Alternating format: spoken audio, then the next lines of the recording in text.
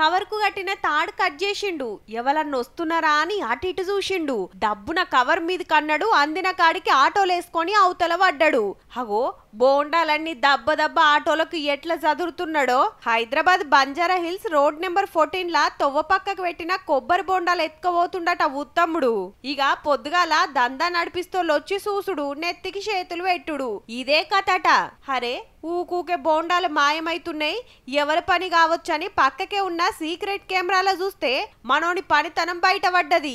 ఆయంత ఒకరు వీడియో గుంజి సోషల్ మీడియాలకు ఎక్కిస్తే దొంగలు ఇట్ల సుతా ఉంటారా అని కామెంట్లు రాసుకొస్తున్నారు చూసినోళ్ళంతా.